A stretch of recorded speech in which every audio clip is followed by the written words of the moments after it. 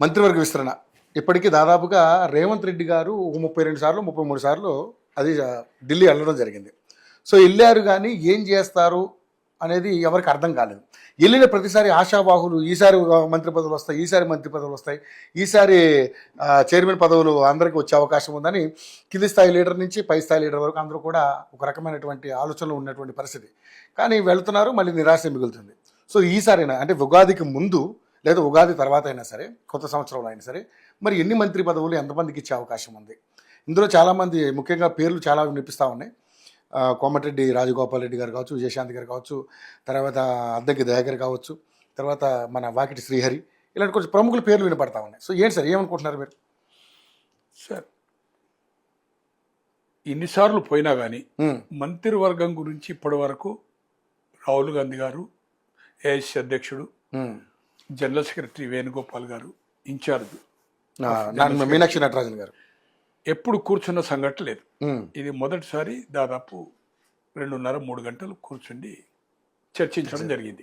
ఒకటి PCC only president ఉన్నాడు, బాడీని ప్లస్, కానీ చాలా జటిలంగా ఉంది. అవును. ఉన్నది 18, మిగిలింది 12 పోతే 6. కుల సమీకరణలు చూసినప్పుడు కాంబినేషన్స్ ఏదైతుందో జటిలంగా, చాలా జటిలంగా ఉంది.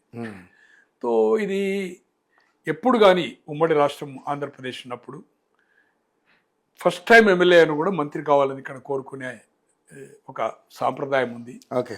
అసమ్మతి అనేది పూర్తి మంత్రివర్గం అయిన తర్వాత అసమ్మతి అనేది స్టార్ట్ అవుతుంది. గత చరిత్ర చూసినప్పుడు చెన్నారెడ్డి గారిది 78లో చూసినా, మరి 89లో ఆయనే సీఎం అయి 10 నెలల తర్వాత చేసిన తర్వాత 2 నెలలకు దిగిపోయాడు. సెప్టెంబర్లో చేసిన, డిసెంబర్లో దిగిపోయాడు. రాజశేఖర రెడ్డి గారు అంతా బలవంతుడు, యూపీఏకు స్ట్రెంత్ అయిండు. అటువంటిది 2 సంవత్సరాల 11 నెలల తర్వాత 2004 మేలో చీఫ్ మినిస్టర్ అయితే ఫుల్ క్యాబినెట్ అయింది 2007 ఏప్రిల్లో.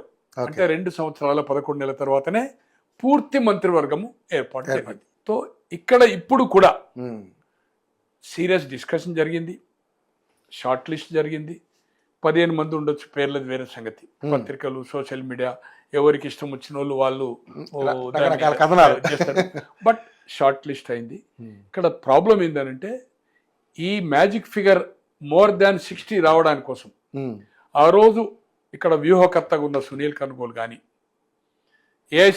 ఈసారి తెలంగాణ రాష్ట్రంలో కాంగ్రెస్ రావాలా అనే ఉద్దేశంతో ఆయారం గయారంలకు చివరి వరకు కాంగ్రెస్ను మోసం చేసిపోయిన వాళ్లకు, కాంగ్రెస్ పక్షాన జీవితాంతము కోట్లు కేంద్ర మంత్రులు, రాష్ట్ర మంత్రులై 100 కోట్లు 1000 కోట్లు సంపాదించుకున్న వాళ్ళు కూడా బయటకు పోయినా మళ్ళీ తీసుకొచ్చి కొంత ఆర్థికంగా కూడా కొంత సాయం చేసినట్టుంది. ఎవరు పార్టీకి ఉన్న కష్టాల్లో ఉంది కనుక వివేక్ గారు కానీ రాజగోపాల్ గారు.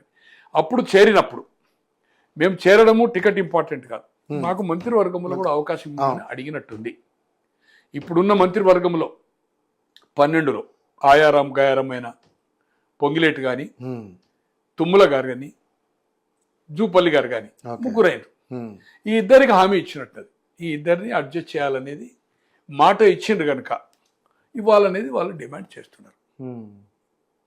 చేసే వరకు వివేక్ అనే అతను క్యాబినెట్లో ఇంక్లూడ్ అయినప్పుడు ఆల్రెడీ స్పీకర్ మాల, బట్టి మాల, మాదిగా ఉంది ఒక దామోదర్ నరసింహ, అంటే ముగ్గురు. వాళ్లకు ఎమ్మెల్సీలో అన్యాయం జరిగింది, ఎమ్మెల్యే టికెట్లో అన్యాయం జరిగింది, లోక్సభ దాంట్లో అన్యాయం జరిగింది. ఇప్పుడు కేటగిరైజేషన్ ఇంతకాలం జరిగింది, కాంగ్రెస్ పార్టీలో జరిగింది, అన్ని పార్టీలో జరిగింది. తో ఆ డిమాండ్ ఉన్నప్పుడు ఆయనకి ఇవ్వడం వలన ఇబ్బంది అవుతుంది అనేది కూడా ఒక క్వశ్చన్ మార్క్ ఉంది. స్పీకర్ గడ్డం ప్రసాద్ గారు కూడా మాలే కదా, దగ్గర బంధువే. ఒక వరుస బావమరుతాడు, ఒక వరుస వాళ్ళ అన్న బిడ్డను చేసుకున్నాడు, అల్లుడు అవుతాడు.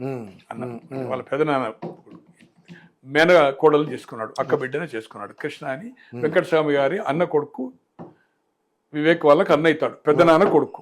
వీళ్ళ అక్కనిచ్చారు, వాళ్ళ బిడ్డని చేసుకున్నాడు. ఒక వరుస బావమరుదులు, ఒక వరుస అన్న బిడ్డను చేసుకున్నాడు కనుక అల్లుడు. తో ఏది ఏమైనా అక్కడ జటిలంగా ఉంది. మాదిగా ఆల్రెడీ ఖర్గేకి రిపోర్ట్ ఇచ్చారు. నాకున్న సమాచారం నిన్న మాదిగకు సంబంధించి శాసనసభ్యులు ఒక 6-7 మళ్ళీ ఒక ఖర్గే కూడా ఏదైతుందో లెటర్ డ్రాఫ్ట్ చేసిండ్రు. మరి మా పేరు వినికిడిలే లేదు. ఉమ్, మాకు ఇంతకాలం అన్యాయం జరిగింది. అన్ని రంగాల్లో ఈ ప్రభుత్వంలో కూడా అన్యాయం జరిగింది. లోక్సభలో కానీ ఎమ్మెల్సీలు కానీ టికెట్లోని. మరి ఇప్పుడు మంత్రివర్గంలో కూడా మళ్ళీ ఏదైతుందో ఇంకొక తెగకు మాకు కాకుండా ఆల్రెడీ 2-1 ఉన్నది. ఉమ్. 2-2 ఉండాలి, లేకపోతే 3-2 ఉండాలి. తిరిగి ఉండాలి, అవును. అటువంటిది ఏదైతుందో ఇంకొకటి ఇవ్వడం అనేది వాళ్ళు కూడా నిన్న ఏదైతుందో గతంలో రిప్రజెంట్ చేశారు. నిన్న కూడా మీటింగ్ చేసి నాకుండే సమాచారం already sent to the letter Kharge ఏఐసిసికి. తో ఏది ఏమైనా అయితే 30 అయితే 3 అయితే 8 8 లోపల మంత్రివర్గం అనేది 6 అయ్యేది కష్టంగా ఉంది. ఓకే, నలుగురు మాత్రం తీసుకునే అవకాశం గ్యారెంటీ. 100% ఛాన్స్ ఉంది. ఓకే. దాంట్లో ఒక బీసీ సీఎం అనౌన్స్ చేసాడు కాదు, ఉమ్, ఎన్నికైందే 64లో 7 మందే బీసీలు. ఉమ్, దాంట్లో ఒక పద్మశాలి కొండ సురేఖ గారు ఒక గౌడ్ వచ్చింది. ఉమ్, తర్వాత ఇప్పుడు ఏదైతుందో ముదిరాజు హయ్యెస్ట్ సెన్సెస్ ప్రకారము, ఉమ్. జనాభా లెక్కల ప్రకారము ముదిరాజు ఈజ్ హయ్యెస్ట్ బీసీలో. అతనికి ఏదైతుందో శ్రీహరి అని మహబూబ్ నగర్ నుంచి అతనికి ఇచ్చే అవకాశం దాంట్లో ఏ మాత్రం Doubt లేదు. అన్డిస్ప్యూట్. ఉమ్.